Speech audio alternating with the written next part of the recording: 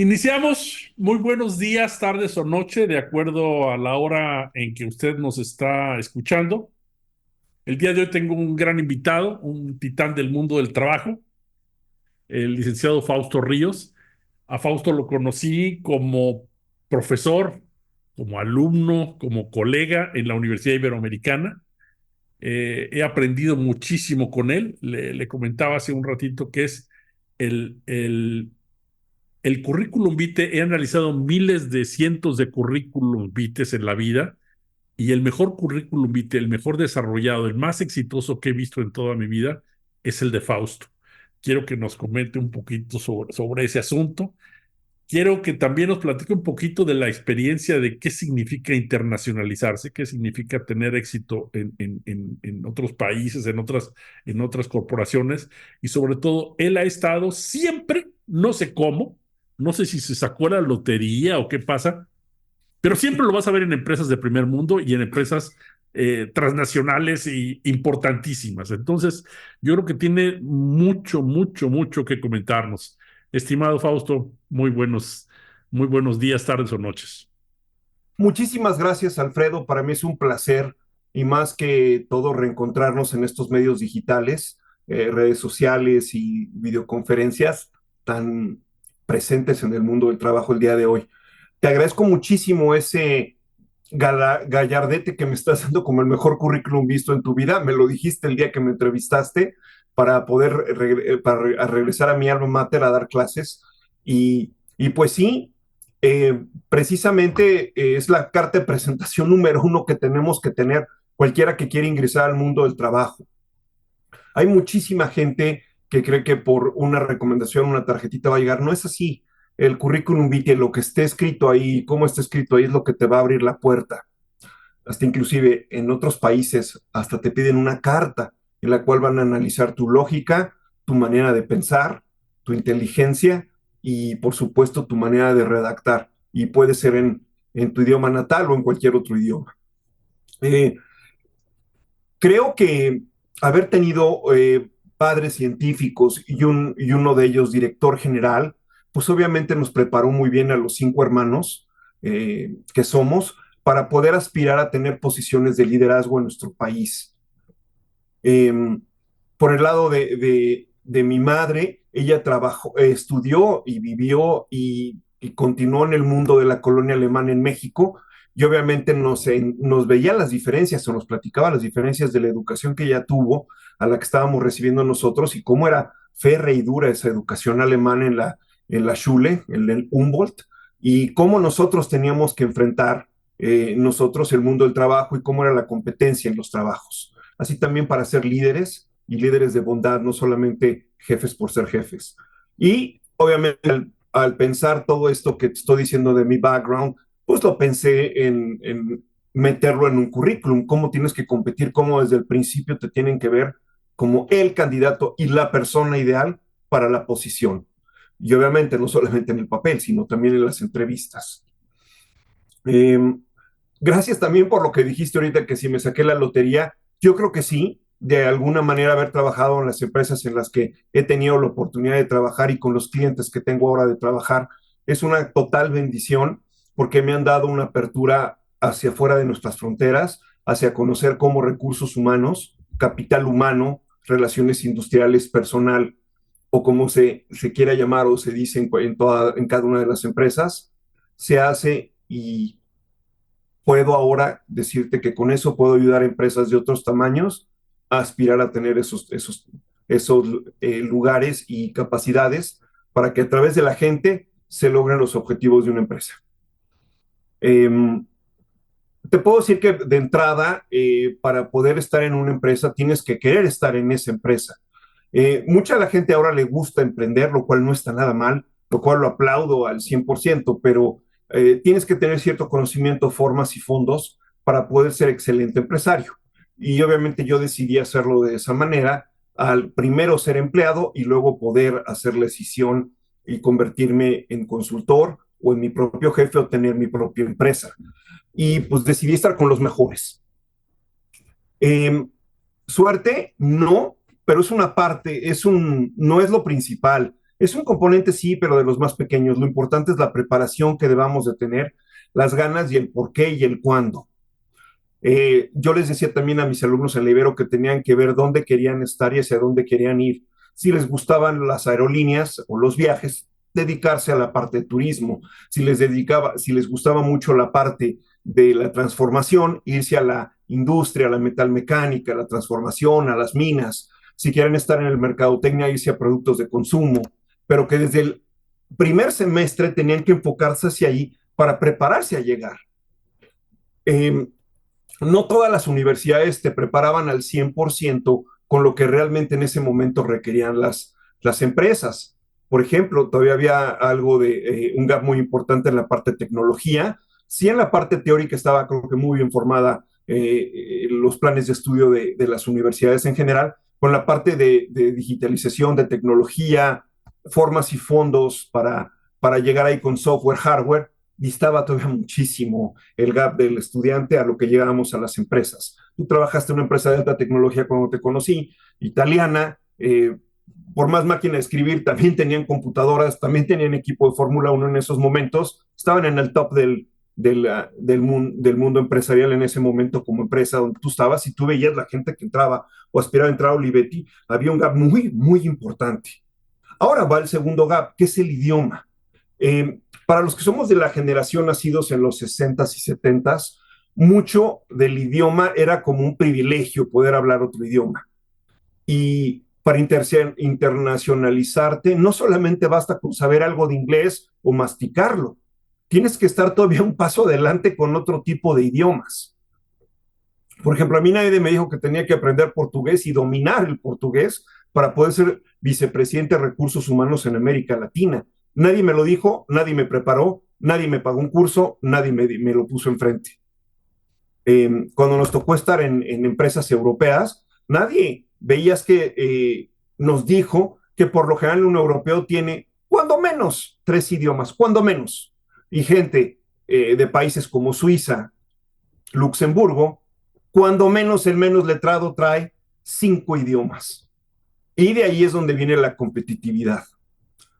Sí, el inglés es el idioma base, sí, ya no se habla alemán, francés, italiano como el idioma base de las compañías grandes, pero definitivamente tienes que conocer un poco más para entender y saber. Con lo que una persona Correcto, resulte... aunque ahora, hablando del área de recursos humanos, puede pasar que estés en una empresa internacional sin hablar ese idioma, pero te vas a quedar siempre en segunda división, sobre todo hablando de las áreas de recursos humanos, porque recursos humanos, tú lo sabes muy bien, le tienen pánico a todo lo que es laboral. Normalmente siempre van a elegir a alguien que sea del país de origen y Claro. hasta luego te van a decir, tú quédate en recursos humanos.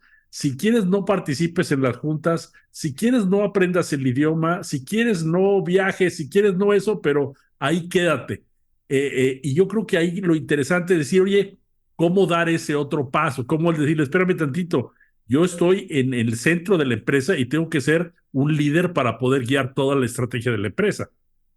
Es correcto, totalmente.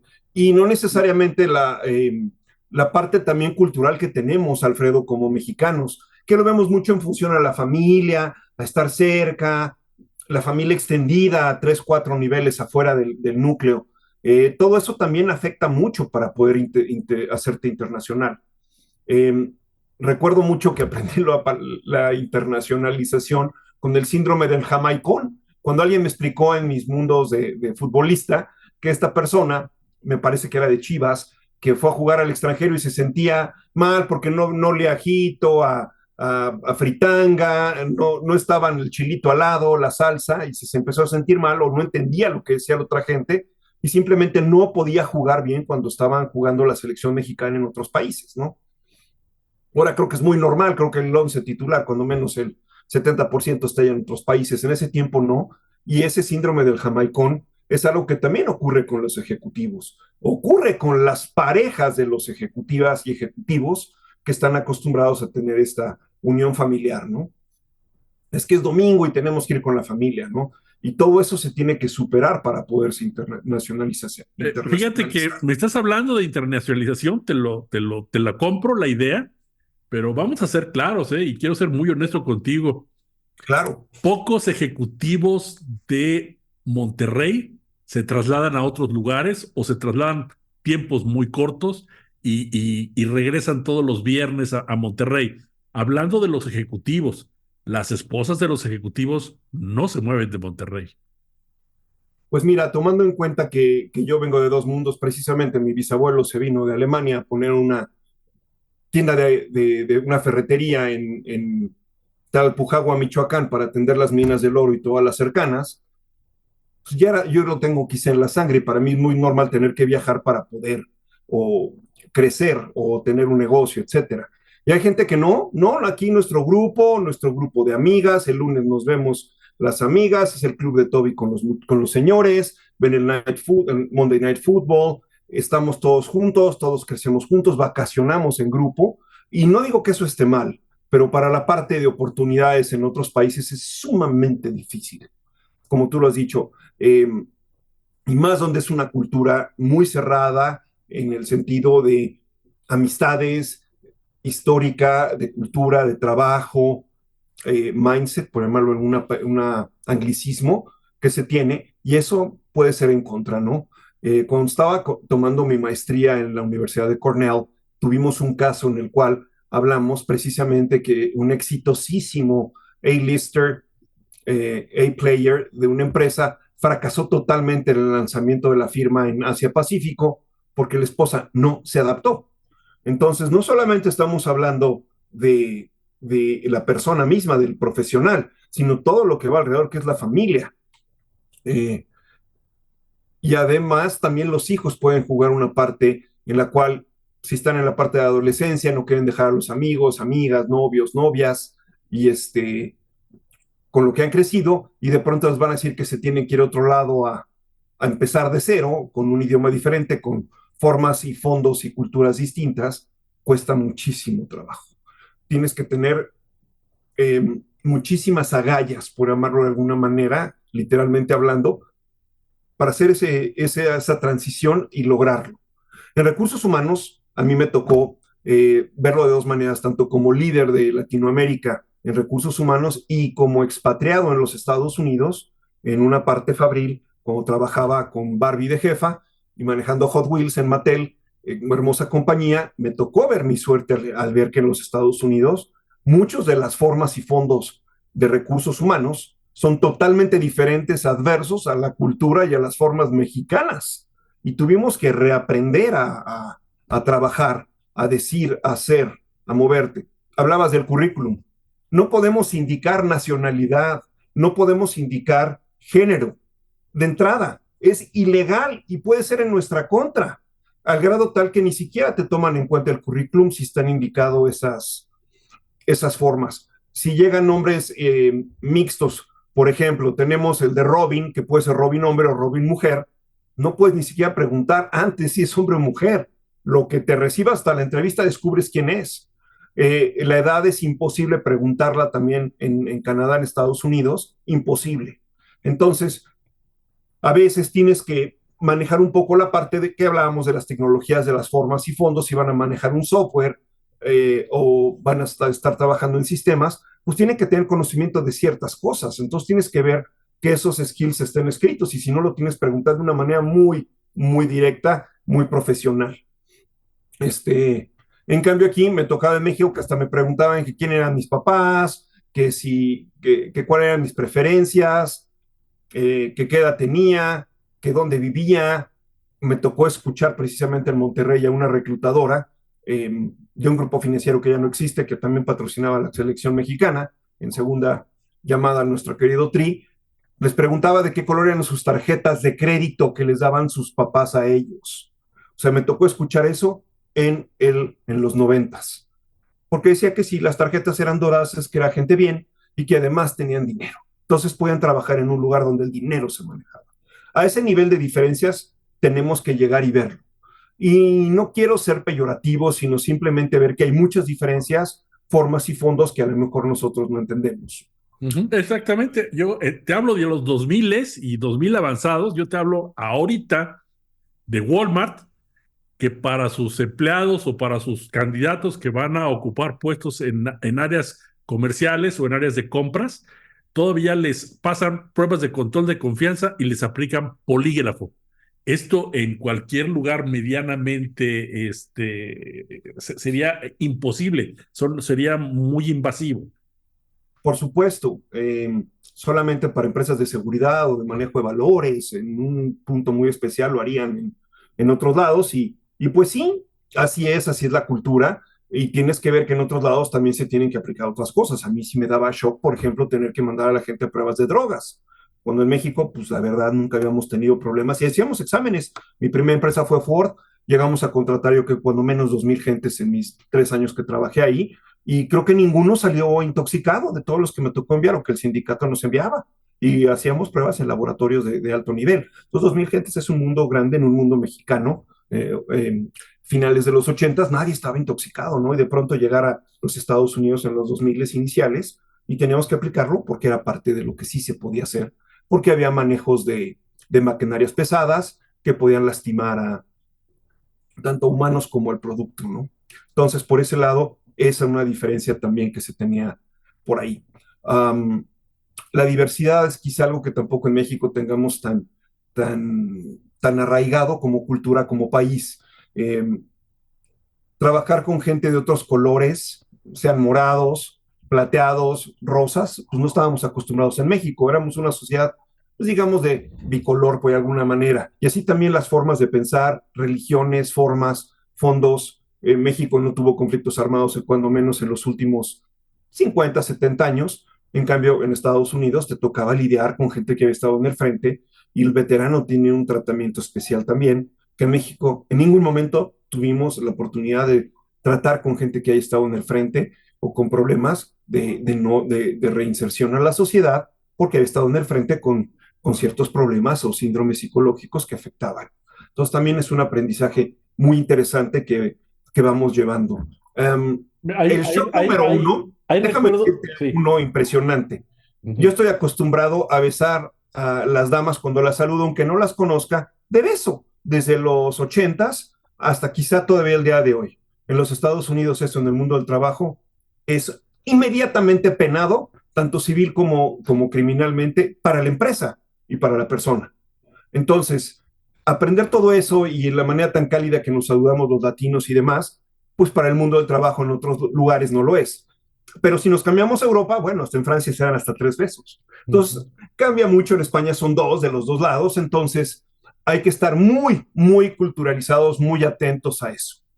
Te comentaba que nuestro común amigo que trabajó en Motorola, Sergio Delgadillo, Claro, me conocidísimo. comentaba, dice, casi Saludos. el primer año de que estuve trabajando, dice, era algo increíble porque todo me estaban enseñando a cómo comportarme.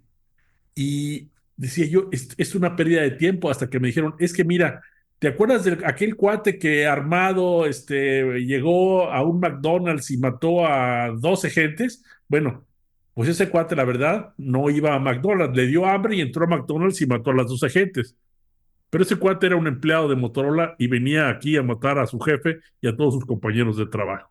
Entonces tenemos que estar muy, muy preparados para esas eventualidades. Entonces tenemos que, dice, eran otro tipo de preparaciones, otro tipo de comportamientos, otro tipo de situaciones. Yo participé muy activamente en un grupo internacional con General Electric, donde tú también estuviste trabajando, en Claro. donde los preparaban a todas las áreas que tuvieran personal para trabajar en ambientes conflictivos y se hacían cursos de 3 o 4 días en donde de repente entraba prensa, entraba policía, entraba todo esto para que ellos aprendieran a cómo reaccionar. Entonces creo que esto es muy importante, pero vamos un poquito a focalizarnos, si eres tan amable. Estábamos hablando del currículum vitae. Tú me decías, oye, vamos a buscar a la empresa que te guste. Yo te digo, oye, a la empresa que te guste o buscas donde haya vacante. Y dos, ¿cuáles serían los, digamos, Y, 3 o 4 tips que tú nos pudieras decir que este es un currículum de alto impacto? ¿Qué hay que hacer? oye, definitivamente son las dos cosas, ¿no? ¿En dónde quisieras estar? Mándalo, porque es algo padrísimo poder trabajar donde tú estás, donde tú quisieras, ¿no? Y por el otro lado es donde haya trabajo. Gracias, ahora el mundo es muy digitalizado y se puede enviar el currículum a las empresas a través de softwares digitales que puedes accesar en web o en tu celular mismo a través de aplicaciones. O hay aplicaciones para buscar empleo. Entonces puedes tenerlo ahí. Tip, siempre customícenlo para el negocio o la empresa que estás aplicando.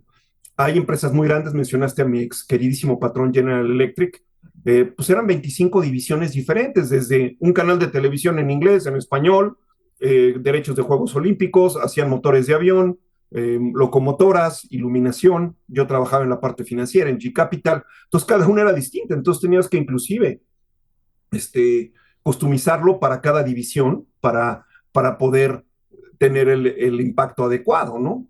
Ok, Dentro de un entonces grande. la primera recomendación es, uno, no hagas un currículum vitae genérico. Tal vez podrás tener un medio esqueleto, Grabado, pero que sea un esqueleto correcto, nada más. Pero cuando correcto. lo vayas a enviar, tiene que ser customizado a la empresa que lo vas a enviar. Tiene que estar el currículum completamente customizado a la industria a la cual estamos aplicando. Uno genérico que se adapte cada vez que se envíe. No nada más píquenle al botón de send y usen el que tienen que estar sumamente customizados. Para empresas globales o que sea el reclutamiento en los Estados Unidos, lleven una carta de presentación también customizada para ese puesto. Eh, es bien importante que la tengan. Hay muchos modelos, gracias a Dios, en nuestro bendito Internet, benditas redes sociales, muchísimos para tener uno muy bueno, una muy buena redacción, una muy buena forma y además ustedes poner de su corazón para que sea totalmente de ustedes la forma y pueda aplicarse ahí. Eh, yo recomendaría que siempre apliquen en empresas donde vean que hay vacantes. Hay buscadores muy interesantes que tú puedes poner qué tipo de puestos, qué tipo de trabajos requieres. Mucho el lugar influye muchísimo. A pesar de nuestro mundo globalizado, casi todos están basados en la ciudad donde está el empleo. Entonces pueden también aplicar a eso, ¿no? Si quieren un trabajo en otro lado, pueden poner, quiero trabajar en Antalya, Turquía, entonces les van a llegar las vacantes de Antalya en Turquía, de Antalya, perdón, o les van a llegar vacantes derechito de Düsseldorf en Alemania o de Ecatepec en el Estado de México, que es donde ustedes se sientan y quieran estar cercanos a el lugar donde quieran trabajar. Últimamente, post-COVID, mucho de la gente ya no le gusta moverse en grandes distancias como era antes en los 80s. Les gusta trabajar en un lugar cercano. Guadalajara se ha convertido también en un tráfico tremendo. Por el crecimiento poblacional y lo mismo, ya no se mueven tanto dentro de la ciudad en Guadalajara, les gusta estar más cerca.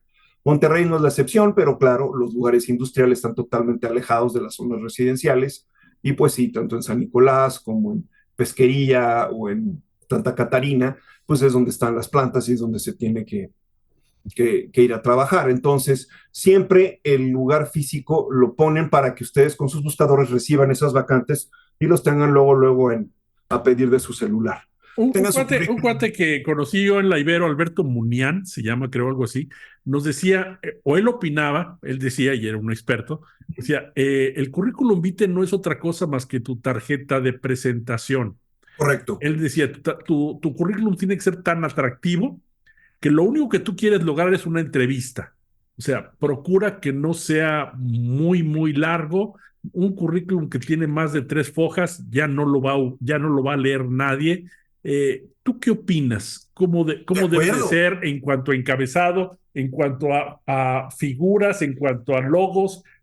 ¿Por- qué nos puedes dar? ¿Qué tip nos puedes dar? Fíjate que yo personalmente me gustan de 2 hojas. ¿Por qué? Porque pueden poner más información relevante diferente al trabajo. Por ejemplo, si estuvieron los Boy Scouts en algún tipo de trabajo, ay, qué bonito que pueden estar las Girl Scouts o Boy Scouts o Hadas o Tropa, porque te da idea que pudieron estar manejando juegos de liderazgo, de trabajo en equipo, de formación. Por supuesto, los deportes y qué posición tenían, te dan una idea cuál es la formación de la persona o cuáles son sus intereses, ¿no? Me tocó ver gente de que estaba en el Consejo Nacional de Esperanto Mundial y que en México tenían la posición de liderazgo para mantener el idioma Esperanto. Entonces, es gente culta, es gente que lee, es gente que está viendo una cosa, a pesar que el Esperanto nunca ha levantado como un idioma único mundial, ¿no? Pero te daba una idea muy clara. ver dónde han estado en campamentos, dónde han asistido, si tuvieron algo de educación en el extranjero, high school, middle school, elementary school, en Europa, en América, África, inclusive tuve compañeras que estudiaron en la Universidad de Maryland, Campo Seúl. Entonces dices, qué interesante, ¿no? Estaba en el grupo diplomático, por supuesto, pero qué interesante, ¿no? Poder estar en una universidad americana en un país de Asia y además siendo mexicanos, ¿no? A mí se me hizo eso algo magnífico para la mentalidad global, ¿no? La escuela donde estuvieron y demás, ¿no? Todo eso suma muchísimo. O por el otro lado, premios o galardones que ha tenido la gente, no solamente en el lado académico, profesional, sino en general, ¿no? Ganó un curso de declamación, estuvo en una mini olimpiada, participó en un concurso de cuento. Todo eso me gusta muchísimo porque estás viendo que estás con un ser humano que vive, un ser humano que se entrega, que busca, que tiene aficiones. No solamente, sí, me gusta leer y ver películas, Netflix, pues no, que queremos eso para que se dé. 3 hojas no es tan mal cuando hay una historia laboral importante o hay algo que se hizo, se generó, se filtró. Ahorita hemos buscado gente para una hermosísima universidad en la Ciudad de México.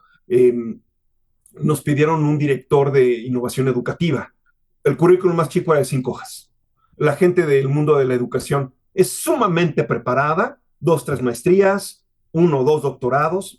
Bueno, ok, es muy diferente. Otras industrias donde ya tener una maestría te hace totalmente gurú. Aquí no, aquí tienes que tener muchísimas visiones y especialidades y formas para poder estar en el mundo de la educación. Claro, la paga es diferente que en otras industrias, pero un currículum de 5 hojas era el estándar. Ujú. Entonces, va ¿Qué por me, ahí. qué me puedes hablar de que no hacer una descripción de puestos, porque muchos lo que querían hacer era o trasladaban su descripción de puestos, sino decir, más bien focalízate en tus logros y sobre todo Logros. que tengan indicadores, ya sea de porcentajes o de números. Por supuesto, logros, números, porcentajes, incrementos, mejoras. Uh-huh. Es muy importante que lo anoten de esa manera, como lo mencionas. Punto. 3, 4, 5 líneas máximo por empresa, poniendo sus highlights de cada uno de los lugares. Hay empresas donde en un momento histórico es muy importante haber trabajado en ellas, ¿no? Yo me imagino, no sé, el lanzamiento de Google no es lo mismo que el Google actual, ¿no? O sea, Ujú. tiene sus detalles históricos, sus momentos diferentes. Antes de una adquisición, hay empresas que ya no existen, entonces hay que explicar un poquito que esa empresa ahora se llama de otra manera, ¿no? Ya no es necesariamente como se llamaba antes, van mutando un poco, ¿no? Yo tengo una empresa que empecé a trabajar en ella que se llama AT&T y la empresa la división de AT&T donde está, ahorita se llama Nokia y yo también trabajé en Nokia con mobile phones y ahora adquirió la parte de infraestructura y sigue y ahora se llama Nokia. Entonces, digamos que fui Nokia 2 veces o tengo que explicar que de AT&T hubo una decisión a una empresa nueva. Entonces, todo eso tiene que estar sumamente explicado y cortamente para que el entrevistador lo haga. También, chicos, chicas, señores, señoras, ladies and gentlemen, el que te recluta no necesariamente se está interesando al 100% en ti, solamente quiere reclutar al mejor candidato. Entonces tienes que buscar las palabras adecuadas en tiempo, forma, fondo, para que lo hagas lo más rápido posible y brilles en la entrevista. Y tu currículum, claro que se tiene que ver, como decías, Alfredo. Ujú. Escoges entre muchísimos. Van a poner el que más keywords tenga de lo que sabes hacer y lo que sea relevante para la posición, primero que nada, y después para tu futuro profesional. Entonces Ahora, tiene que ser con ese tema. estas plataformas tan tecnológicamente tan avanzadas como LinkedIn y todos ellos, donde ya tienes buscadores y donde todo eso es, las empresas siguen recurriendo a los headhunters. ¿Por qué lo hacen? ¿Por qué no lo hacen ellos internamente? ¿Qué es lo que está sucediendo tú que vives en ese mundo? Es una combinación de varios aspectos o de uno solo, dependiendo de los casos, pero básicamente, a pesar de tanta, incluso inteligencias artificiales que ya buscando palabras te van a encontrar el candidato ideal, no, cero, bolita. Necesitamos saber, nosotros como buscadores de talento, ver el fit de la cultura organizacional, de la cultura del departamento donde va a estar del jefe, para ver que realmente el que entre sea alguien que pueda embonar de la manera más orgánica y mejor, tanto en conocimientos como en formas y fondos. Es algo muy fino que se tiene que hacer en nuestro trabajo a la hora de entrevistar y en las preguntas que hacemos a los candidatos para aplicar a la posición. A muchos también les he dicho que van a entrar a un mundo de problemas. Van a llegar a una empresa que tiene problemas y que tiene que salir adelante. Nos contratan por muchos motivos, porque quieren confidencialidad, a veces, otros porque quieren ver posiciones de alto nivel o porque quieren posiciones de una sola área y no quieren distraer a las áreas de reclutamiento y selección, o la gente que tiene en reclutamiento y selección no dan el ancho. ¿Ok? Entonces es una combinación de varias cosas. Yo pensé que era un área muy competida cuando estudiaba y precisamente cuando trabajé, y como trabajé cuando reclutamos eventualmente a las mejores firmas como Korn Ferry, Heidrick & Struggles, Egon Zehnder, Russell Reynolds, y no quisiera dejar a muchos otros atrás que todos han sido amigos, clientes y gente cercana a mí durante mi carrera profesional. Era gente muy capaz, y sabían hacer muy bien su trabajo. Y dije, no voy a poder competir con ellos. Tienen el nombre, historia y demás, pero me di cuenta que la demanda es tal porque toda la gente quiere trabajar. El mundo del trabajo es casi, toca a cada uno de los seres humanos adultos. Entonces, pues, es una oportunidad grandísima y vi que había mucho espacio. A final de cuentas, cuando platiqué con un amigo médico que era oftalmólogo, dice, colegios que hay muchos y muy buenos, se reía, ¿cómo tantos médicos somos y cuántos competimos todos con todos? Faust, tú lo puedes hacer. Entonces dije, ah, caray, si puedo, pues va a ser una de las áreas de mi consultoría de recursos humanos que quiero tener. Y de ahí salió esto. Entonces, por eso te decía que es mucho de que saber con quién llegar. Por lo general, que te da la búsqueda no es recursos humanos, el que te la da es el director general, especialmente en las empresas medianas hacia abajo. Ya en las otras podría ser que sea por recursos humanos o por relaciones que tengas con el director general o relaciones cruzadas con las primeras y segundas líneas normalmente para llegar a las búsquedas. Eh, ¿Qué a tan, veces, qué tan competido es este mercado? Sobre todo, déjame darte una práctica y te menciono, dice que cuando se da el chisme se debe dar completo.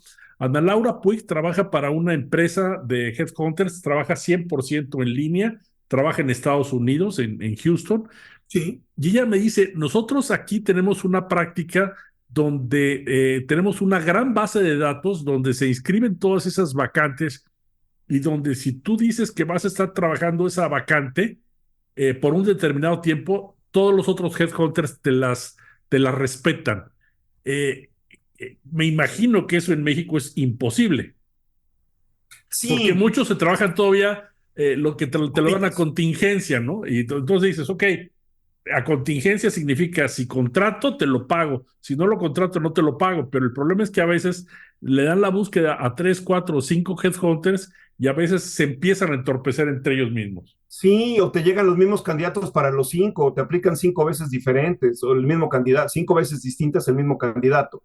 Eso está muy mal. Yo siempre les pido que por lo general tengan que ser exclusividad, a menos que ellos tengan eh, algo muy especial en su haber, que les haga tener una búsqueda de ellos o que sea parte de la industria, etcétera. Pueden fuera pedimos exclusividad para no entorpecernos, porque si no, nadie llega, perdemos tiempo todos y este es tiempo humano, ¿no? Es igual de consumidor de tiempo contratar una posición de bajo nivel que una de alto nivel. Claro, en alto nivel le dedicas más tiempo, las preguntas son diferentes, pero el tiempo es muy similar, las entrevistas son entrevistas. El conocimiento de la gente, somos humanos y hay cosas muy generales, el 80% te puedo decir que es más o menos estándar en cualquier entrevista, 50-80, pero ese tiempo lo inviertes, no quieres perderlo en un candidato que ya fue presentado o se va a presentar o que lo traen otros. Me, Entonces, me decía tratamos de Horacio, me buscar decía exclusión. Horacio McCoy de Conferri, me decía, Me nosotros, pongo de pie. Saludos, Horacio. me decía, nosotros no cobramos por la contratación, dice, nosotros cobramos por la búsqueda. Entonces, yo te voy a cobrar el 30% en cuanto me das la descripción del puesto, el otro 30% a los 30 días y el 30% restante o 33% restante cuando te presento a los candidatos.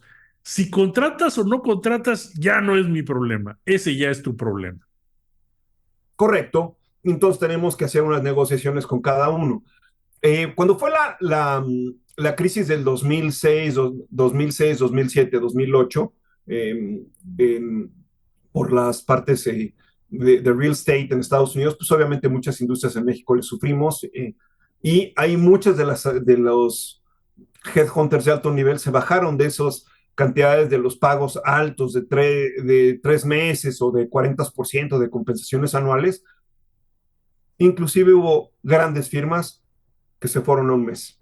Entonces, mucha gente se quedó con la idea que un mes es necesario y bueno cuando el trabajo va mucho más allá. Entonces, creen, tenemos que negociar mucho eso, el cómo se paga, cómo se tiene que tener el cobro por el servicio. A veces no tienen el dinero, a veces no saben cómo hacerlo, a veces desconfían mucho. Pagar por adelantado es algo que no estamos tan acostumbrados. Este, ya ves que llegamos con un médico dentista o médico cirujano, en cualquier especialidad, le pagamos saliendo de la consulta, ahí no es de que, a ver cuándo y si 3 veces antes, no, ahí es luego le voy aquí, no les gusta mucho a las empresas, a las áreas de compras tratar de sacar el mayor beneficio de nosotros, pero también el mercado es como se está dando, entonces tenemos que ser muy adaptativos al tipo de empresa, al tipo de posición, y al tipo de mindset del cliente con el que estamos trabajando. Y hay unos que ni preguntan, simplemente nos dicen, mándame tu factura y bienvenido, ¿no? Porque ya enviamos por adelantado cuáles son las condiciones y de ahí podemos tener un arreglo en caso que pueda ser algo diferente, ¿no? Eh, Pasa también mucho, Alfredo, que cuando es el cambio de trimestre, cuatrimestre, medio año, cierre de año, pues los números pueden estar afectados de la empresa por resultados, ¿no? Entonces, lo que al principio negociaste, a lo mejor no lo completas porque la empresa está en problemas económicos. No se vendió lo que se necesitaba, entonces tienes que ser también sumamente solidario con ellos porque al final de cuentas es una sociedad. Tú trabajas con ellos para el éxito de su empresa y que en la parte, en el bottom line, se genere dinero. Entonces tienes que estar muy cerquita de ellos para que se logre. Pero en general siempre hay un acuerdo, puede haber un contrato, una carta de intención, condiciones generales del servicio para que podamos darlo y que sea de una manera específica.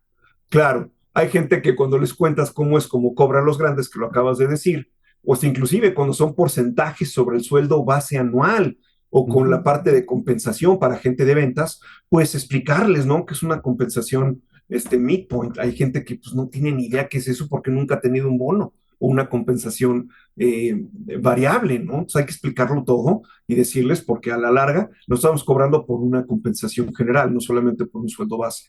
Uh En, -huh. otros, en otras industrias el sueldo base es lo más normal, ¿no? Cambio en la globalización. En México hablamos de sueldos mensuales. En los Estados Unidos, Canadá y Europa son sueldos anuales. Y es algo que también saca mucho de onda cuando hacemos los movimientos. O en el norte de la República, que son sueldos por semana. Por eso, los grandes retailers que hacen préstamos a nuestra base trabajadora cobran por semana, porque por lo general se recibe el ingreso por semana. Efectivamente, sí. Por cierto, estaba recordando que también otro compañero de Relaciones Industriales fue de otra generación, mucho más anterior que nosotros, fue Manuel Papayanopoulos, también de Conferri. Y Queridísimo también. a mí me tocó, yo tuve el honor de ser el director de su tesis y estuve como jurado y como presidente del jurado para su examen profesional después de muchos, muchos años, que se tituló solamente por darse el lujo de podérselo ofrecer el título a sus hijos y a sus nietos. Sí, por supuesto, muy querido. Por cierto, sus hijos trabajaron con Mattel en los años que yo entraron al área de mercadotecnia, ventas, la parte corporativa a principios de siglo, por cierto. Muy querido, Manuel. Toda la gente con Ferris es adoradísima. Los de antes y los de ahora y los que van a venir. Es una empresa muy seria y obviamente la primera que cotizó en bolsa, ¿no? En el mundo. Fausto, ¿cómo le haces para acercarte o cómo puedes hacer para entrar en ese círculo de empresas Prime, de esas empresas en las que tú has estado? O sea, ¿qué se requiere? ¿Cómo se le hace?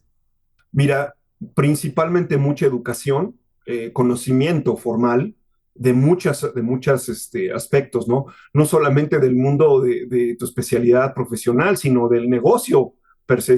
No es lo mismo estar en una arrendadora financiera que estar en una empresa de productos de consumo como eran juguetes o como estar en una que vende celulares, que es donde he estado. Cada una tiene mercados diferentísimos, a veces no tienen ni siquiera los mismos clientes, a veces ni siquiera los puedes voltear a ver porque no los tocas. Entonces tienes que ser muy, muy conocedor porque te vas a enfrentar a reclutar posiciones o ayudar a tus compañeros de trabajo a ser exitosos desde el punto de vista de recursos humanos, viendo entornos, ¿no? Los de Nokia cuando iban al mundo anterior donde vendían los celulares en la oficina física de esta empresa, los baños eran nefastos, entonces algo de lo que teníamos, por ejemplo, era de que ellos tenían mano para ir al baño primero, porque si no, a donde iban a vender al cliente, no tenían la comodidad o la limpieza en esos baños, por llamarlo de alguna manera. Son cosas muy sencillas, pero que impactan. La otra es el idioma. Vas a tener que trabajar con gente global, cuando menos hay que hablar inglés, equipo. Cuando menos, el inglés tiene que ser y un inglés entendible. Cuando estamos con asiáticos, que el chinglish a veces es muy difícil de escuchar, por, y lo que hemos oído cuando alguien imita chino, un idioma asiático, coreano, japonés, vietnamita, malayo, basa o la versión indonesia, pues se les entiende poco. Hay que tener muy buen idioma para ¿Me poderlo usar. hablas de inglés hablado y escrito? Por supuesto. Por más traductores digitales y Google Translator, esto es lo mínimo. Un muy buen inglés hablado y escrito. Y por supuesto, si tienen las certificaciones, mejor porque ya es un estándar. Un Cambridge, un TOEFL, un TOEIC. Por supuesto, es muy bueno. La otra es cuando menos tener un par de idiomas más por ahí. El francés, si vas a estar en una industria que tenga inclinación a francés, por ejemplo, la aeroespacial, Boeing y Boeing, dije, no Boeing, ¿ok? Que conste. Y Airbus, que es francesa, inglesa y alemana, el francés puede ser una excelente arma. Para la industria química, el alemán siempre, o el metal mecánico, el alemán es un plus para las empresas de Alemania, de Austria, de Suiza, el alemán es un plus, por un lado. Ya recibí currículums en chino, estimado Alfredo, para trabajar en las nearshorings que están llegando a Monterrey de un chico de escuelas públicas, toda la carrera en escuelas públicas, y además se molestó en estudiar chino y su currículum me llegó en español, inglés y mandarín. Es un muchacho que la verdad lo tengo en muchísima estima, que lo haya hecho de esa manera, con lo que implica llegar ahí no es nada fácil, hay que tenerlo por ahí. El japonés, el coreano, yo trabajé con coreanos en LG Electronics, muy queridos, pues obviamente tuve que empezar a conocer un poquito del idioma y las formas, las fondos, de qué significaba qué palabra, cuál no podías decir, porque luego en español son totalmente altisonantes en otro idioma. En Ujú. portugués ni hablar, hay 3 o 4 palabras de nuestro mundo normal que son completamente groserías altisonantes en portugués. Entonces tienes que aprender todo eso para poderlo tener. Recomiendo también, sin lugar a dudas, quizá aprender algo de mandarín para el futuro, si vas a dedicarte a una parte fabril o de tecnología para poderlo ver. Entonces, es ya hablar con un idioma que tiene los alfabetos diferentes al romano, pues claro que es un reto, ¿no? Tenía un jefe argentino que hablaba perfectamente ruso porque fue project manager en Moscú para una firma internacional, obviamente tenía un ruso magnífico y cuando llegó a tocar ejecutivos rusos, no hombre, había venta, había armonía porque podía comunicarse en las palabras adecuadas, hasta inclusive en el slang. A veces puedes hablar un idioma, pero a lo mejor no entiendes lo que quieres decir, ¿no? Ya ven, si nosotros a veces escuchando a los castizos no entendemos algo, o los ingleses escuchando escoceses, pues claro, tienes que tener sensibilidad. Entonces, la parte cultural y el idioma es clave, señores. Si mencionamos ya a los suizos, que cuando menos hablan 5 idiomas, no Ahora, dejemos de seguir aprendiendo con idiomas para esta parte internacional. ahora, has mencionado varias veces, hemos hablado del elefante que está en medio del cuarto y no lo hemos mencionado. Eh, eh, Sobre todo estamos hablando ya a puestos de directivos, a puestos de dirección, Sí, donde sí es importante tener la tecnología, sí es importante tener los conocimientos, pero es también muy importante el tener un background familiar y un background cultural, el que sepan. Yo me acuerdo que la primera oportunidad que tuve de ser una dirección internacional en Olivetti fue cuando en una cena me pasaron la carta de vinos y me dijeron, tú ordena el vino. Donde ahí era importante para ellos el saber cómo te comportas y cómo te comportas con clientes. ¿Qué me puedes mencionar sobre estos asuntos, Alberto? por supuesto, y he escuchado reclutamientos inclusive que hasta contratan coaches o psicólogos o colegas de nosotros para inclusive entrevistar a las esposas, para ver la interacción que tengan que tener dependiendo del tipo de puesto, para ver si la señora va a poder ser una primera dama e interactuar con la industria y con el esposo en ciertos países de una manera adecuada. Hasta ese nivel nos ha tocado. Por supuesto, al mencionar ahorita que decías lo de escoger una carta de vinos es clave, Hay gente que, por ejemplo, no confía en la gente abstemia y hay gente que es abstemia natural. Tú lo sabes, lo has platicado en otros podcasts anteriores. Y a veces no, a veces escoger un buen vino es parte de la cultura en países como, por supuesto, España, Francia, Argentina, Italia, Alemania. Es de lo más normal tomarlo, ¿no? La cerveza en el estado de Baviera, en Alemania, la cerveza es considerado alimento, ni siquiera bebida alcohólica. Entonces, mis queridísimos bávaros, pues le entran a la chela a cada momento, ¿no?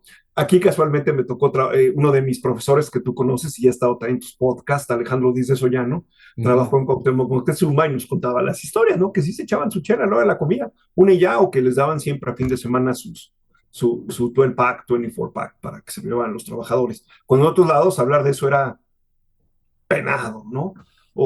Y en otras muy tranquilas, por ejemplo en Aeroméxico, que las aeromosas, el grupo de asistentes de vuelo puedan tomar, tienen a la mano el vino y es de lo más normal servirlo, o meseros en restaurantes. Entonces, desde ese nivel, desde esa parte cultural, tiene uno que saber, ¿no? Me acuerdo una vez que pedimos visa porque la posición iba a tener entrenamiento en los Estados Unidos.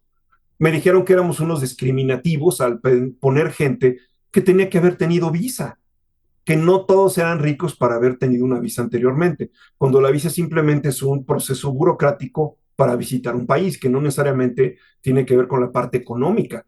Socioeconómica quizás sí, pero económica per se no. Entonces, todos esos detalles para nivel ejecutivo, tienes que entrar ahí, ese elefante grande tiene que estar ahí. Va mucho más allá de la educación, del know-how y demás. Y recordemos en recursos humanos como los titanes que hemos pasado aquí por tu exitosísimo podcast, Alfredo, el 60% del tiempo de un ejecutivo, director general o CIO, CFO o demás, tiene que pasar el 60% de su trabajo con gente y 40% en la especialidad. Entonces, la gente es lo más importante y cómo se van a relacionar. Recientemente vi en Apple TV Plus el caso de Carlos Ghosn, el que fue director de Renault y de Nissan. Y sí, impresionante, pasaba las primeras escenas, cuando menos de los dos primeros capítulos, con la gente en visitas de plantas, platicándolos cómo iban los desarrollos, cómo estaban tanto en Europa como en la parte asiática o en la parte donde Nissan o Renault tenían sus plantas. Sí, señores, el estar con la gente es algo de lo más importante y donde la cultura está. Tengo uno de mis hermanos trabajando en los Estados Unidos en la parte de papel y él llegó ahí porque era soporte técnico y gracias a que lo vieron que era capaz técnicamente la gente de piso, lo pudieron promover y ahora es el COO de una de las compañías papeleras más importantes del mundo. Eh, y fue porque tenía el contacto con la gente, ese know-how, o el saber si alguien es del Midwest, van a decir a qué universidad le van en el fútbol americano de los sábados, o decir, no, yo solo le voy aquí a Atlético San Pancho porque a mí solo me gusta el fútbol. No vas a ser exitoso con la gente. Entonces es algo que tenemos que tener en cuenta, que el 60% del trabajo es con humanos, es con gente con la que vas a relacionarte. Y el ejecutivo, sin lugar a dudas, es así. Para finalizar este podcast, ¿y qué tres grandes consejos pudieras darle a las personas para tener éxito en una colocación en una empresa? Primero que nada, se los dije anteriormente, trabajen donde quieran estar.